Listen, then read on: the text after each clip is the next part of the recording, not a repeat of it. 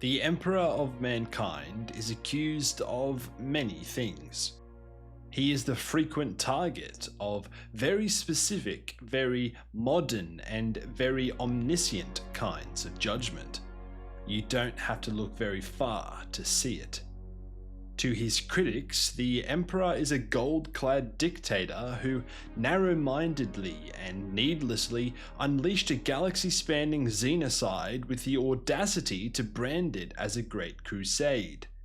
He is a selfish monster who slaughtered thriving, potentially complementary human civilizations wholesale simply because they refused to bend to his own specific version of the future. He demanded compliance and unity with bolters and blades, totally erasing anyone and anything that either dared to resist or offered an alternative to his imperium. He is accused of being evil, accused of being a bad father, of being stupid, ignorant, or blind. An arrogant, uncaring, and power-hungry warlord who not only destroyed so much needlessly, but who also failed to recognize the most obvious of dangers right in front of him. A negligent or simply incompetent parent who viewed his sons as tools to be discarded. These are the common ones, the usual narratives and accusations you can expect to hear in any discussions on the Emperor, and I have explored these quite thoroughly in my The Emperor Doesn't Protect You video, link in the description, in case you want to hear more about these and my perspective on them in particular. But there are other criticisms too, ones that I have not yet covered. Most interesting of which to me is the criticism of his reliance on secret keeping. The argument goes that the Master of Mankind made his own life and the lives of everyone else by extension infinitely harder through his reliance on omission.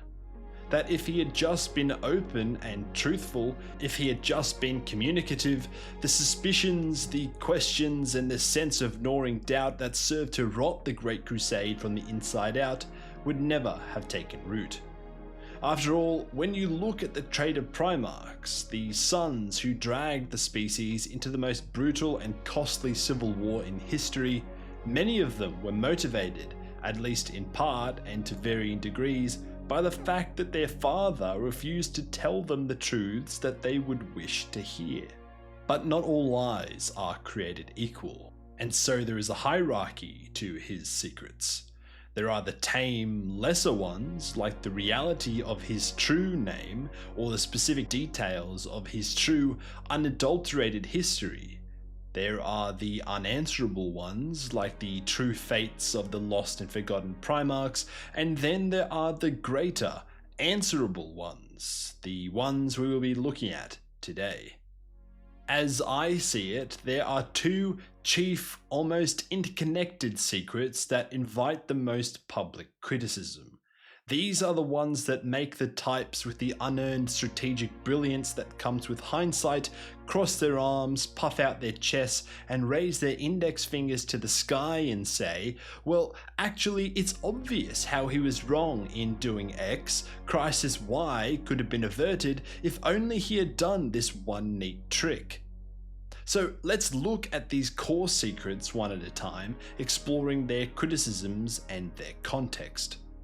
The first is the secret surrounding the nature of the warp itself, the reality of chaos. The Emperor saw the screaming, predatory, and corrupting nature of the Immaterium, and he chose to overwrite it with a sanitized, secular mandate, the Imperial Truth. He told his sons and his Imperium that the entities of the warp that we know and hate now as demons were nothing more than extraplanar Xenos intelligences from, as the name might suggest, another plane of existence. Strange and dangerous, yes, but biological, quantifiable threats, not mythological or all-powerful ones. He enforced this imperial truth through the removal or dismantling of religion, faith, and superstition violently when required. He replaced old ways and ancient traditions with the cold clarity of curated logic and science, demanding a total rejection of the divine, including the notion of demons and gods. This approach is criticized, essentially, for its apparent lack of confidence in the Primarchs, and for how it demonstrates the Emperor possessing a severe lack of trust in his own creations. Critics will say that by hiding the true nature of the warp and the entities within it, the Emperor inadvertently increased the exposure of the Primarchs and humanity to its corrupting influence, and worse still, it made them poorly equipped to face or resist them. Because when you have been told that what looks like a demon, talks like a demon, and acts like a demon is actually just another dangerous alien, you will certainly approach it with the wrong frame of mind and with the wrong rules of engagement. You look for biology and strategy where there is only malice and manipulation. You try to rationalize or outthink a living nightmare, and in doing so, you give them the openings they need to twist minds and to deepen cracks. Interestingly, the Emperor actually touches on this very point in Master of Mankind. During a conversation with Ra Endymion, his own custodian tribune, the Emperor argues that the label on the bottle does nothing to change the poison inside of it. I prepared them all, this pantheon of proud godlings that insist they are my heirs. I warned them of the warp's perils. Coupled with this, they knew of those dangers themselves. These are not secrets, Ra, nor mystical lore known only to a select few. Even possession by warp-wrought beings is not unknown. The 16th witnessed it with his own eyes long before he convinced his kindred to walk a traitor's path with him. That which we call the warp is a universe alongside our own, seething with limitless, alien hostility. The Primarchs have always known this. What difference would it have made had I labelled the warp's entities demons or dark gods? Gods, aliens, entities, it matters not. The Emperor told the Primarchs what he thought they needed to know. He fed them information on the risks associated with the warp and the entities within, but left out the more contentious or open to interpretation details surrounding their nature and that of chaos. He cut any reference to gods, demons, or other superstitious labels. There are many reasons why he did this. There is, obviously, the reasoning explained by the Emperor himself there, in that he believes the supposed truth of the matter should have made no difference, for a predator remains a predator regardless of the title or description that you give it, and the truth doesn't help you pull the trigger any faster. Then you have Malkador's explanation, as understood from Solar War, whereby he poses the following question to Dawn. Do you not think, if it were possible, that I or your father could have explained them already, that you would have been told of the threat in the warp from the very beginning? The results would have been disastrous, believe me. In the Sigillites' view, understanding the warp is impossible to the overwhelming majority of the Primarchs, let alone greater humanity. He understands that it is the nature of Dawn, and perhaps the nature of the human and post-human mind itself, to be drawn to the enigmatic, to seek to explore and master that which is supposedly unfathomable, and in doing so, fall to the dangers of the dark in the very journey to overcome them. This is a sentiment I find that closely echoes the myth of Phaethon from Old Grecia. Phaethon, the bastard son of Helios, desperate to prove himself a true heir to the sun god, asked to drive his father's golden chariot across the heavens for a single day. After some debate, Helios, eager to prove his paternity and love for his son, relented. When Phaethon stepped up and took the reins of the Sun Chariot, he found its fiery horses too wild and too strong to control. As the boy struggled with the reins, the chariot was dragged off course to fall from the heavens and scorch the earth below.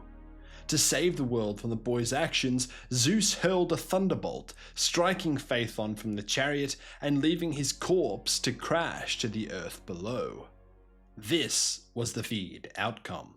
Being a man who desires mastery of all things, you would have been drawn to study it, and in doing so, you would have fallen.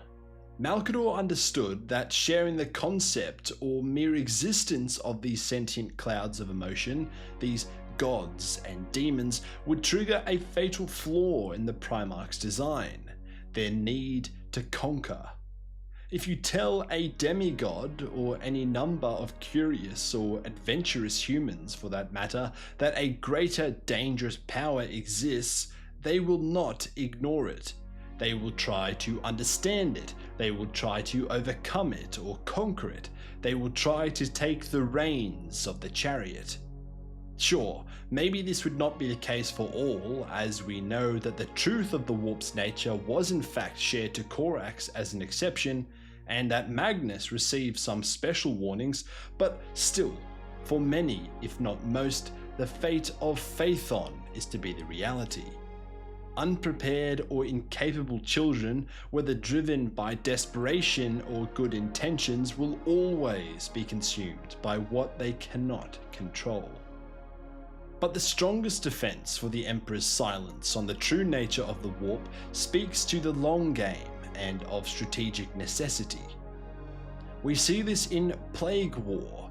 Guilliman, finally seeing the board clearly, understands that the Emperor's secrecy was actually one of his strongest weapons against the forces of chaos. For a long time, Guilliman questioned why his father had kept the secrets of the warp to himself. He had fought demons so many times that their impossibility became normalized. But it was only after his awakening and his exposure to the cicatrix maledictum that he truly understood what the Emperor had been trying to do. That these things were not his father's true enemies, but rather their source was. Revealing the truth of demonkind would have strengthened them enormously, for men would never have been able to put them from their thoughts. The Emperor had been trying to save mankind from the horror of its own mind. Not only would humanity never have been able to put the truth from their minds, which goes back to and validates Malcador's earlier point, but sharing the truth of the mere existence of the dark gods and demonkind would only serve to strengthen them enormously. This is a sentiment echoed in the Lost and the Damned. Powers move in the deeps of the Empyrean that were quiet before. Awareness of them gives them strength. His instinct to shield the human race was the correct one. Knowledge of the false gods gives them strength, it makes them real. In a certain way of looking at it, until recently they did not exist except as whispers, nightmares, and half-myths. Emotion translates to energy in the warp. Every act of violence, hedonism, or treachery strengthens the ruinous powers. But these acts committed in specific devotion, in worship, that is some high-grade fuel, the bonfire to the candle flame. Focused intent feeds the dark gods with a potency that random degeneracy simply cannot match. But what is worse, and what is made clear in these quotes, is that awareness alone strengthens them. You do not even have to commit any atrocity. You do not even need to worship them. You need only know that they exist to empower them. This is the threat. This is what defined the Emperor's logic. This is another reason why he kept the nature of the warp and its sentient malignancies a secret to all but a select few. The Emperor's silence and his imperial truth were siege tactics. It was an attempt to sever the enemy's supply lines, to cut off their food source. If you could control the population, end the worship and deny their existence outright, then you will starve the gods and take the first steps to free humanity from their influence. So there are evidently a few reasons why the Emperor kept this secret. Whether it is the belief that he provided enough information to see his objectives through, whether it be the dangerous curiosity and indomitable spirit inherent to the human mind, or whether it is the more long-term strategic approach to deny the dark gods of their fuel, there were firm justifications for secret keeping in this instance. The second secret I want to cover here, and that which follows on nicely from the first, is that of the Imperial Webway project, where one could say that the Emperor may have shared a tenth of a truth about the nature of the warp. That same ambiguity did not extend to his Webway project. The Emperor was working to bring about a future whereby humanity was no longer dependent upon the warp. Given that the entirety of the Imperium is structurally or logistically reliant on warp travel for everything from commerce to communication, this was an obstacle of the highest order that needed to be overcome. In essence, the project aimed to replace the madness and volatility of warp travel with access to the Webway, an interstellar highway of Old One's design, a sealed extra-dimensional network that bypassed the warp and offered, at least in theory, safe passage across the galaxy. To accomplish this, the Emperor forcibly intruded upon and hybridized existing Xenos infrastructure, repairing or constructing new tunnels and bridges to build humanity's prosperous future. Had the project succeeded and the Imperial Webway replaced conventional human interstellar transit, the implications would have been enormous. The hazards of warp travel, as explained in my recent video, The Metaphysical Nightmare of Imperial Logistics, time dilation, warp storms, insane paradoxes, Gellerfield failures, demonic intrusions and corruptions, all these would no longer define interstellar travel. Instead, a controlled, predictable, and standardized transport system would exist on a galactic scale. Considering these stakes, secrecy seems very justified on the surface of things. From our vantage point, that conclusion is easy to reach because we know the risk, the solution, and the outcome. The Primarchs did not. They were never afforded such priceless context. When the Emperor withdrew to Terra for what he deemed more vital work, appointing Horus as War Master and entrusting him with the continued prosecution of the Great Crusade, no meaningful explanation followed. Horus was given almost absolute authority, but not real understanding. What labor, from a Primarch's perspective, could be of more importance than the reunification, protection, and advancement of the species? From the limited viewpoint of those who saw only the Emperor's departure and absence, the optics were damning. The Master of Mankind abandoned the front at the Crusade's apex, retreating to his Golden Throne world to seal himself away and abandon his sons and mortal functionaries to finish the job. In the void that this created, unanswerable questions rightfully arose and doubts were understandably present. It was the silence on the matter which, to some degree, led to Magnus's actions. Without context, Magnus believed that when he learned of Horus's treachery and desperately sought to warn his father of what had been set in motion by Erebus, his actions, though forbidden, would be justified. A venial, perfectly forgivable sin committed without any real understanding of the looming consequences.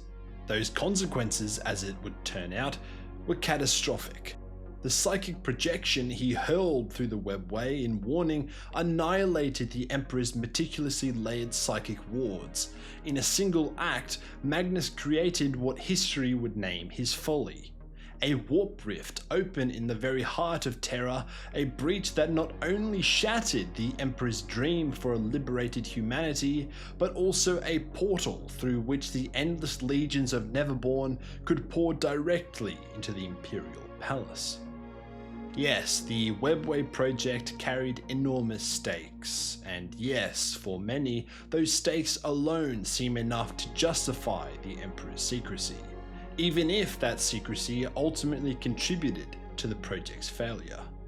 But there is another justification worth exploring. The future that the Emperor fought to bring about, a humanity liberated from dependence on the warp, would have rendered the navigator houses obsolete. Their core purpose rests upon guiding vessels safely through the warp. Remove warp travel from the equation, and their monopoly and hold on Imperial society collapses overnight, reducing their value to curiosities or ornamental elites at best, and disgustingly rich mutants or dangerous anomalies at worst. There are not many institutions within the Imperium that hold as much leverage as the navigators do. Every fleet, every merchant ship or bulk transport depends upon their sight to travel any distance greater than a solar arm's length. Without navigators, long-distance faster-than-light travel across Imperial space effectively stops. The Imperium's million worlds would be isolated, supply chains would collapse, coordination beyond the system's edge would become a generational task. Their necessity has elevated the navigator houses into one of the most powerful political blocs in the Imperium. They are indispensable, and they know it. The Webway project threatened to shatter that indispensability. For the Emperor, this meant the removal of a privileged mutant caste whose control over interstellar movement amounted to structural leverage over the Imperium itself. For the navigator houses, it meant extinction, political or literal.